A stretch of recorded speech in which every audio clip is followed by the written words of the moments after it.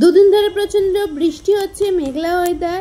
তো নতুন দিন নতুন একটা ভিডিও নিয়ে চলে এসেছি, রেসিপি নিয়ে। মেঘলার দিনের একটা রেসিপি, থাম্বনেল দেখে তোমরা বুঝতেই পেরে গেছো। স্কিপ না করে দেখার অনুরোধ রইল। চারিদিকটা দেখো অন্ধকার অন্ধকার। তো চলো আজকের এই মেঘলা দিনের রেসিপিটা সবাই কিন্তু ভালোবাসো খেতে। তো চলো আজকে বানিয়ে নিচ্ছি এটা খিচুড়ির রেসিপি। খিচুড়ির রেসিপি সবাই বানাতে জানো, আমি কিভাবে বানাই সেটাই তোমাদের সাথে শেয়ার করলাম। তো প্রথমে নিয়ে নিচ্ছি আতর চাল। আমি আতর চাল দিয়ে করব খিচুড়ির রেসিপিটা। তো তার জন্য দেখো 1 কৌটো আতর চাল নিয়ে নিচ্ছি। তো দেখতে পাচ্ছ 1 কৌটো আতর চাল মেপে নিয়ে নিলাম। এবার নেব মুসুরির ডাল। মুসুরির ডালের খিচুড়ি সম পরিমাণে নিয়ে নিয়েছি মুসুরির ডাল। তো মুসুরির ডালটাও 1 কৌটো মতোই নিয়ে নিয়েছি, দেখতেই পাচ্ছ। তো মোট চাল আর ডাল মিলে 500 চালের ডালে আমি আজকের খিচুড়িটা রান্না করব।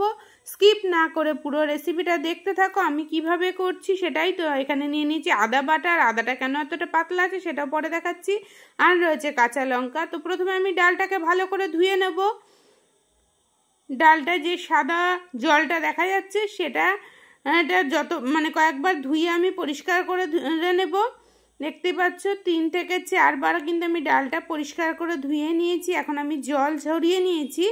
এবার কিন্তু আমি একটা বড় সাইজের ছাঁকনি নিয়ে নিয়েছি, সেখানে আমি ডালটা ঢেলে দিয়েছি জল ঝরানোর জন্য। এবার আমি সেমভাবেই চালটাও ধুয়ে নেব। চালটাও দেখো কতটা নোংরা, দেখতেই পাচ্ছ। তো চালটাকেও বেশ কয়েকবার ভালো করে কিন্তু হাত দিয়ে রগড়ে রগড়ে ধুয়ে নিতে হবে। তো সেটাও কিন্তু আমি ভালো করে ধুয়ে নিচ্ছি। দেখতেই পাচ্ছ চাল আর ডাল দুটোই কিন্তু আমার ভালো করে ধোয়ার কাজটা কমপ্লিট করে ফেলছি তোমাদের সাথে কথা বলতে বলতে। এই যে দেখো একটা ফুটো থালাতে কিন্তু চালটারও জল ঝরাতে দিয়ে দিয়েছি। এদিকে চাল আর ডালের জল ঝরতে থাক আর আমি বাকি কাজগুলো করতে থাকি। তো এখানে বসিয়ে দিয়েছি একটা কড়াই। দেখতে পাচ্ছ কড়াই বসিয়ে দিয়ে দিয়েছি। এর জন্যতে আমি কতগুলো ভাজা মশলা দিয়ে দেবো সেটাই আমি এখন করব। এখানে দেখো বসিয়ে দিয়েছি গামলাতে জল গরম। আলু দেবো খিচুড়িতে, তো সেই জন্য আলুটা প্রথমে আমি জলের মধ্যে সেদ্ধ করতে দিয়ে দিচ্ছি, কারণ আতর চালের খিচুড়ি তাড়াতাড়ি রান্না হয়ে যায়, সেই জন্য কিন্তু আলুটা প্রথমে আমি সেদ্ধ করতে দিয়ে দিচ্ছি। আর এদিকে কড়াইটা আমার গরম হয়ে গেছে, এর মধ্যে দিয়ে দিচ্ছি দারুচিনি,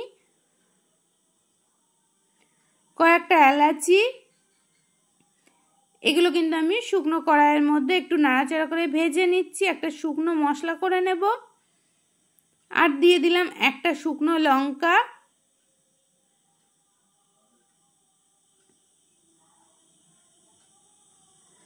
তো এটা কিন্তু আমার প্রায় ভাজা হয়ে এসেছে।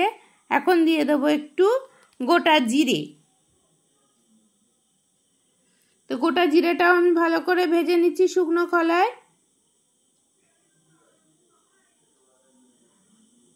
তো আমার কিন্তু মশলাটা ভাজা হয়ে গেছে। এখন কিন্তু আমি মিক্সির জারে রেখে দিলাম, ঠান্ডা হওয়ার পরে আমি এটাকে পেস্ট করব। তো এখন ডালটাকে দেখো আমি ভাজতে দিয়ে দিচ্ছি শুকনো কড়াই। ডালটা একটু ভেজে নেব। ডালটা ভেজে নিলে কিন্তু খিচুড়ির টেস্টটা দারুণ হয়।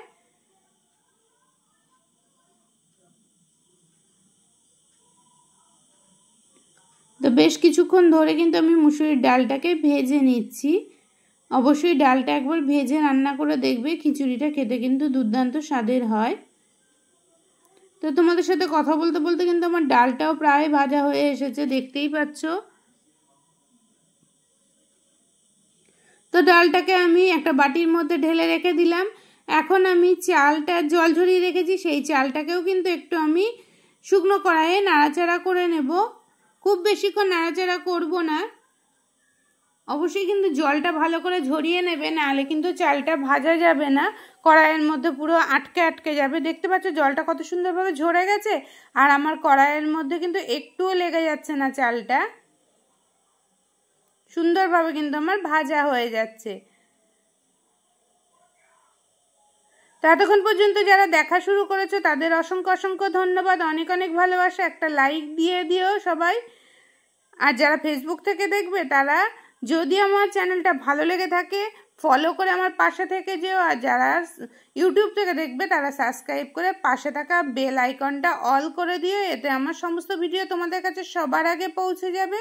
তো দেখো চালটাও কিন্তু আমার ভাজা হয়ে গেছে। চালটা এখন কিন্তু আমি গরম জলের মধ্যে দিয়ে দিচ্ছি। খিচুড়িটা কিন্তু আমি গরম জল করে নিয়েছি, আলু সেদ্ধ হচ্ছে তার মধ্যেই কিন্তু করে নিচ্ছি। চাল আর ডাল দুটোই একসাথে দিয়ে দিলাম, এটা ফুটতে থাক। এবার কিন্তু আমি একটা মশলা রেডি করব। তো যেহেতু চাল আর ডালটা জলের মধ্যে দিয়েছি যাতে দলা না পেকে যায়, ভালোভাবে দেখো আমি একটা হাতার সাহায্যে নাড়াচাড়া করে দিলাম। এবার কড়াইয়ে দিলাম সর্ষের তেল,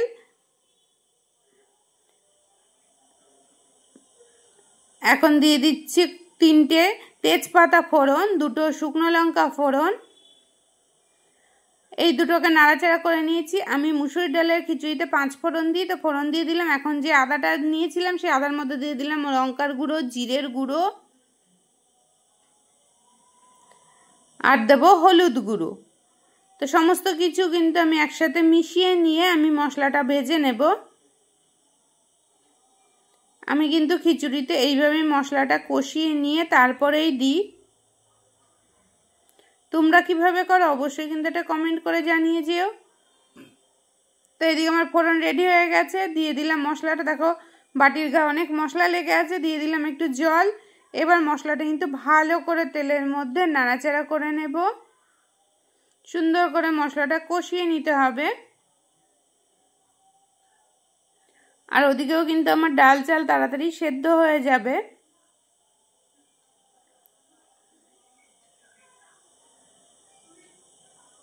তো মশলা থেকে দেখো তেলটা প্রায় কিন্তু ছেড়ে এসছে, তাও আর একটু ভালো করে নাড়াচাড়া করে নিচ্ছি। আমার কিন্তু মশলা অলমোস্ট রেডি, দিয়ে দিচ্ছি এখন খিচুড়ির মধ্যে। তো খিচুড়িতে দেখো জলটা কম হয়েছে, কড়াইটা ধুয়ে আরও একটু জল দিয়ে দেবো এর মধ্যে।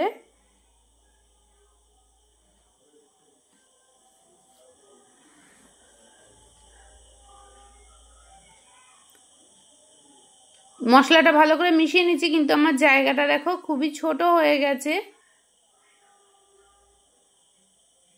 একদম ভর্তি হয়ে গেছে। কিন্তু আমার খিচুড়িটা আলু দিয়ে, ডাল দিয়ে, চাল দিয়ে খিচুড়িটা কিন্তু গামলায় ভরে গেছে। তো এখন আমি ওই জলটা এর মধ্যে দিয়ে দিচ্ছি। পরিমাণ মতো লবণ দিয়ে দিচ্ছি, চেরা কাঁচা লঙ্কাগুলো দিয়ে দিলাম। এবার ভালো করে দেখো আমি নাড়াচাড়া করে দিচ্ছি, কিন্তু এখনো কিছু দেওয়ার জিনিস আছে। এবার দিয়ে দিলাম একটু চিনি, 2টো মিডিয়াম সাইজের টমেটো দিয়েছি। দেখো টমেটোটা যে নাড়াচাড়া করব তার কিন্তু কোনো জায়গাই নেই, সেই জন্য এই গামলা থেকে কিছুটা খিচুড়ি আমি কেটে নেব। তো দেখতে পাচ্ছ আমি কিছুটা কেটে নিয়েছি খিচুড়িটাকে। এখন আবারও কড়াই বসিয়ে দিয়েছি, সর্ষের তেল গরম করে নেব। এখানে আমি 3টে মিডিয়াম সাইজের পেঁয়াজ কেটে নিয়েছি, সেই পেঁয়াজটা ভেজে নেব।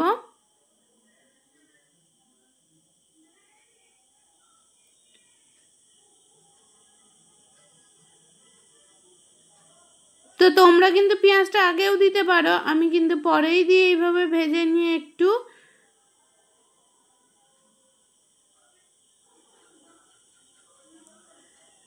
খুব বেশিক্ষণ কিন্তু পেঁয়াজটা ভাজতে হবে না, অল্প কিছুক্ষণ নাড়াচাড়া করলে কিন্তু পেঁয়াজ ভাজা হয়ে যাবে। দেখতে পাচ্ছ পেঁয়াজটা এরকম আমি ভেজে নিয়েছি। এখন আমি ওই খিচুড়ির মধ্যে পেঁয়াজটা মিশিয়ে দিচ্ছি। আমার কিন্তু খিচুড়ি প্রায় রেডি হয়ে এসেছে, দেখতেই পাচ্ছ চাল ডাল সমস্ত কিছু কিন্তু একদম পারফেক্ট গলে গেছে।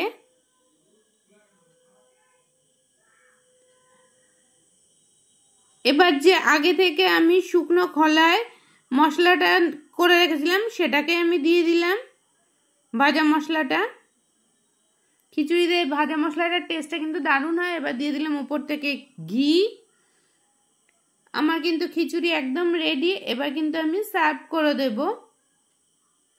ভালো করে মিশিয়ে নিচ্ছি ওপর নিচ করে। তোমাদের এই খিচুড়ির রেসিপিটা কেমন লাগলো অবশ্যই জানিও। সিম্পল একটা রেসিপি, আমি কিভাবে করি সেটাই তোমাদের সাথে শেয়ার করলাম। তো এই যে টকবক করে ফোটা শুরু হয়ে গেছে, এখন কিন্তু আমি গ্যাসের নবটা বন্ধ করে দেব।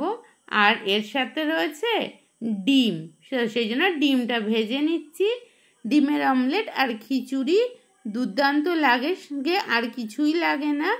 তো চলো আজকের রেসিপিটা কেমন লাগলো, রেসিপি ছেড়ে যাওয়ার আগে অবশ্যই কিন্তু একটা মিষ্টি কমেন্ট করে জানিয়ে যেও। তোমাদের মিষ্টি মিষ্টি কমেন্ট কিন্তু আমাদের অনেক দূর নিয়ে যেতে উৎসাহ দেয়, আরও নতুন একটা ভিডিও তৈরি করতেও কিন্তু আমাদের মনের জোর বাড়িয়ে দেয়। তোমরা এইভাবে আমাদের পাশে থাকলে আমরা আরও নতুন নতুন ভিডিও তোমাদের কাছে দিতে পারবো। তো চলো আজকের মতো বিদায় নেব, আবারও দেখা হবে নতুন কোনো রেসিপি বা ব্লগ ভিডিওর সাথে। সবাই ভালো থেকো, সুস্থ থেকো আর সাবধানে থেকো। আর এই বৃষ্টিতে কার কার বাড়িতে খিচুড়ি রান্না হচ্ছে সেটাও কিন্তু আমাকে কমেন্ট করে জানিয়ে যেও। তো চলো, ডিমের অমলেটগুলো কি বড় বড় হয়েছে দেখতে পাচ্ছি। টাটা আজকের মতো।